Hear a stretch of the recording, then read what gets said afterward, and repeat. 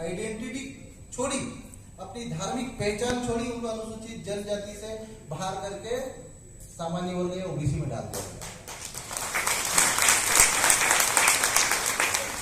1965 में लोकूर कमेटी बनी। आप लोग लोकूर कमेटी का पढ़िएगा और उसमें स्पष्ट तौर पे कहा गया कि जिन जिन आदिवासियों ने अपनी धार्मिक पहचान खो दी, अपना कल्चर, अपनी संस्कृति, अपनी विशेषताएं, जो स्वभाव छोड़ा, उन सबको एसटी से बाहर कर दिया गया। और आज वर्तमान में हालात यह है कि कई ऐसी जातियां केंद्र सरकार के पास लिस्टेड पड़ी है, कम से कम 1000 से ज्यादा जातियां ऐसी राष्ट्रपति के पास फाइलें पड़ी हुई है एसटी बनने की। हाल ही में प्रधानमंत्री जी के नेतृत्व वाली बीजेपी सरकार ने और महामहिम राष्ट्रपति जी ने राष्ट्रपति बनते ही कई जातियों को एसटी में शामिल किया, जिसमें झारखंड की भी है, उड़ीसा की है, हमारे छत्तीसगढ़ की है और असम की कुछ जातियां। सवाल यह है कि जो हमारे भारत के संविधान में जो जनजाति के सामने शेड्यूल का शब्द जुड़ा है, सूचीबद्ध अनुसूचित शब्द जुड़ा, हमारे जयपाल सिंह मुंडा ने जो झारखंड में पैदा हुए थे और एक ऐसे आदिवासी योद्धा, हम तो उसको सैल्यूट करते हैं और उदाहरण देते हैं कि जयपाल सिंह मुंडा ने जो संविधान सभा में जो लड़ाई लड़ी कि हमारी पहचान स्थायी पहचान दीजिए, हमको संविधान में आदिवासी कहा जाए। अगर आदिवासी कहा उस समय हमको आदिवासी के रूप में नोटिफाइड या पहचान मिल जाती था। जो अंदर बाहर का जो खेल चल रहा है, क्योंकि कई जाते हैं ऐसी जो कल्चर संस्कृति बोल गए उनको बाहर कर दिया और जो नहीं है उनको अंदर किया जा रहा है। क्यों? क्योंकि शेड्यूल्ड, सूचीबद्ध, हम लोग जनजाति भी नहीं है, हम अनुसूचित जनजाति है पूरे देश के आदिवासी। आज हम धार्मिक पहचान के लिए संघर्ष कर रहे हैं। 5वीं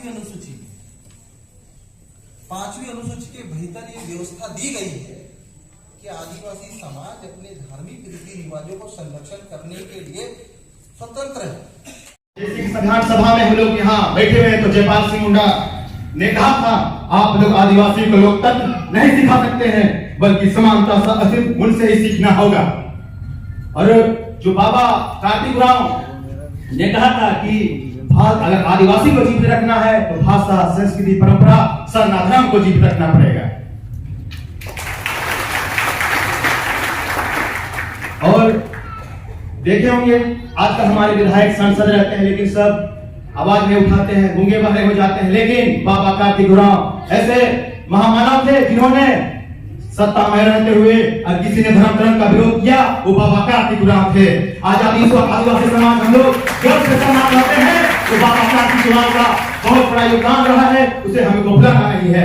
आज हम लोग के बीच में सर नारायण दादा वीरेंद्र भगत जी नहीं है, लेकिन वो कहते थे ना टूट से ना फूट से सर कोट लेंगे एकजुट से। और हम लोग देखते होंगे सभी का धर्म रहता है, हिंदुओं का रहता है, क्रिश्चियन का रहता है, लेकिन आदिवासी का कोई धर्म ग्रंथ नहीं है। हमारा जमीन ही धर्म ग्रंथ है, हमारा प्रकृति ही धर्म ग्रंथ है। तो हम लोग को समझना है और सरना कोट के लिए हम लोग आगे लड़ने में तत्पर रहना है। और जैसे कि ऐसा दी बात रखी थी, जैसे उन्होंने कहा कि स्कूल कॉलेज में पूछा जाता है कि धर्म को मानने वाले लोग हैं। जैसे मैं भी जेएनयू में था, मैं भी छात्र था, मेरे प्रोफेसर ने पूछा यू फॉलो व्हिच रिलीजन, तो मैं बोला मैम सरना। तो बोले what is Sarna? We pray for nature, this is Sarna. हम लोग प्रकृति का पूजा करते हैं, वही सरना है।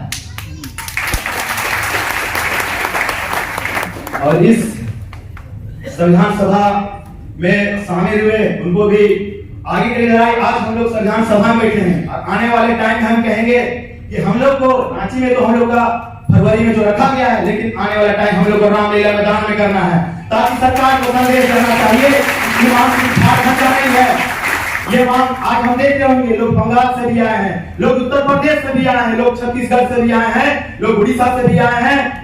और यहाँ पास हमारे मानवर के विधायक हिरेलाल जी भी मौजूद है, वो भी मध्य प्रदेश से आए हैं। सही जगह से पूरे देश से एक ही आवाज आ रही है, सरना कोड देना होगा। और यहाँ आए सभी को मेरे तरफ से जोहार, जय सरना जय धर्म। और इसी के साथ नारा लगाएंगे, कैसे लेंगे सरना कोड, लड़के लेंगे सरना कोड, कैसे लेंगे सरना कोड, लड़के लेंगे सरना कोड, कैसे लेंगे सरना कोड, लड़के लेंगे सरना कोड।